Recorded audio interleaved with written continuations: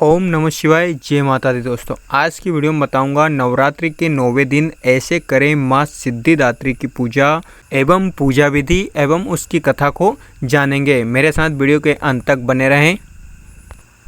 नवरात्रि के 9वें दिन मंदिरों और शक्तिपीठों में भक्तों की भारी भीड़ रहती है। इस वर्ष नवरात्रि का 9वां दिन 23 अक्टूबर को पड़ रहा है।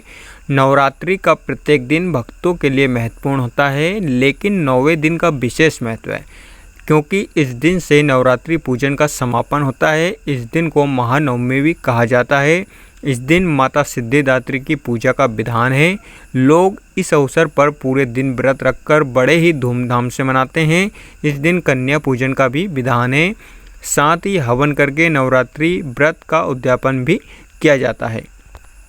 माँ सिद्धिदात्री को देवी पार्वती का 9वां स्वरूप माना जाता है। माँ सिद्धिदात्री का अवतार काफ़ी ओजपूर्ण है। उनके 4 भुजाएं हैं। माँ के दाहिने तरफ नीचे वाले हाथ में चक्र है और ऊपर वाले हाथ में गदा है। वहीं माँ के नीचे वाले हाथ में शंख और ऊपर वाले हाथ में कमल का फूल है, जिसे धारण कर माँ बहुत सुंदर लगती है। अपने इन्हीं अस्त्रों से माँ राक्षसों का वध करती है। माँ की सवारी सिंह है, जो माँ की परछाई की तरह उनके साथ चलता है और माँ कमल के फूल पर आशीष होती है।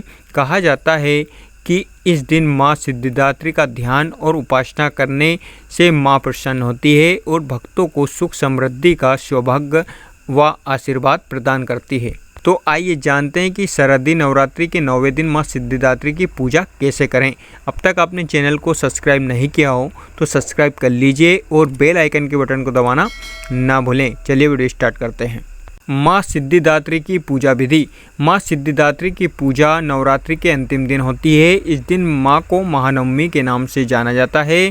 इस दिन सुबह स्नान आदि से निर्वृत्त होकर माँ सिद्धिदात्री का ध्यान करें। जहां आपने घट स्थापना की है वहां साफ सफाई करके माँ सिद्धिदात्री की प्रतिमा या फोटो को लाल या पीले कपड़े पर रख दें। अब माँ सिद्धिदात्री को कुमकुम और अक्षत से तिलक करें। माँ सिद्धिदात्री को धूप बत्ती दिखाकर माँ की विधि विधान से पूजा करें। इस दिन माँ दुर्गा के आराधना मंत्रों का पाठ करें। उसके बाद आप दुर्गा सप्तशती का पाठ करें। माँ सिद्धिदात्री की आरती का पाठ करें। इस दिन आप किसी विद्वान पुजारी को बुलाकर नवमी की पूजा संपन्न करा सकते हैं।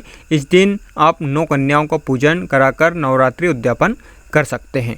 माँ सिद्धिदात्री का भोग। नवमी के दिन खास तौर पर माँ को तिल का भोग चढ़ाने का विधान है। मान्यता के इस दिन माता को भोग में हलवा पूड़ी का भोग लगाने से घर में सुख शांति बनी रहती है।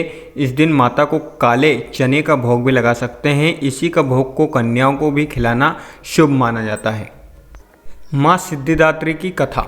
माँ दुर्गा जी की 9वीं शक्ति का नाम सिद्धिदात्री है। ये सभी प्रकार की सिद्धियों को देने वाली है। नवरात्रि पूजन के 9वें दिन इसकी उपासना की जाती है। इस दिन शास्त्रीय विधि विधान और पूर्ण निष्ठा के साथ साधना करने वाले साधक को सभी सिद्धियों की प्राप्ति हो जाती है।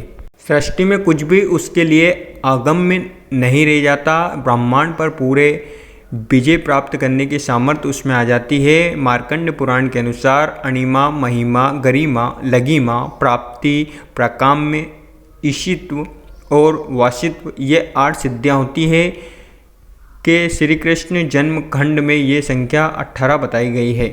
माँ सिद्धिदात्री भक्तों और साधकों को ये सभी सिद्धियां प्रदान करने में समर्थ है। देवी पुराण के अनुसार भगवान शिव ने इसकी कृपा से ही इन सिद्धियों को प्राप्त किया था। इनकी अनुकंपा से भगवान शिव का आधा शरीर देवी का हुआ था। इसी कारण वे लोक में अर्धनारीश्वर नाम से प्रसिद्ध हैं। माँ सिद्धिदात्री 4 भुजाओं वाली है। इनका वाहन सिंह है। ये कमल पुष्प पर आसीन होती है।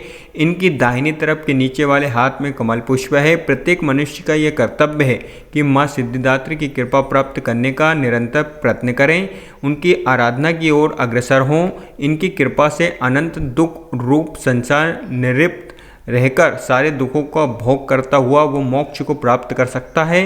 9 दुर्गाओं में माँ सिद्धिदात्री अंतिम है। अन्य 8 दुर्गाओं की पूजा उपासना शारदीय विधि विधान के अनुसार करते हैं। इन सिद्धिदात्री माँ की उपासना पूर्ण कर लेने के बाद भक्तों और साधकों की लौकिक परलौकिक सभी प्रकार की कामनाओं की पूर्ति हो जाती है। सिद्धिदात्री माँ के कृपापात्र भक्त के भीतर कोई ऐसी कामना शेष बचती ही नहीं है जिसे वे पूर्ण करना चाहे।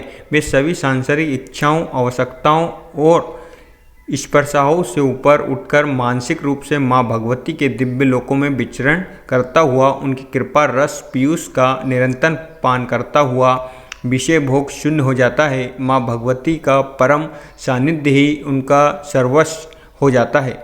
इस परम पद को पाने के बाद अन्य किसी वस्तु की आवश्यकता नहीं रह जाती है। माँ के चरणों का ये सानिध्य प्राप्त करने के लिए हमें निरंतर नियमनिष्ठ रहकर उनकी उपासना करनी चाहिए। माँ भगवती का स्मरण, ध्यान, पूजन हमें इस संसार की असारता का बोध कराते हुए वास्तविक परम शांतिदायक अमृत पद की ओर ले जाने वाला है। इनकी आराधना से जातक को अणिमा, लदिमा प्राप्ति, प्राकाम्य महिमा, ईशित, सर्व कामैश्व, दूर श्रवण, पराकाम प्रवेश, वाक्य सिद्धि, अमृत भावना सिद्धि आदि समस्त सिद्धियों, नव निधियों की प्राप्ति होती है। आज के युग में इतना कठिन तप तो कोई नहीं कर सकता, लेकिन अपने शक्ति अनुसार जप, तप, पूजा अर्चना कुछ तो माँ की कृपा का पात्र बनता ही है।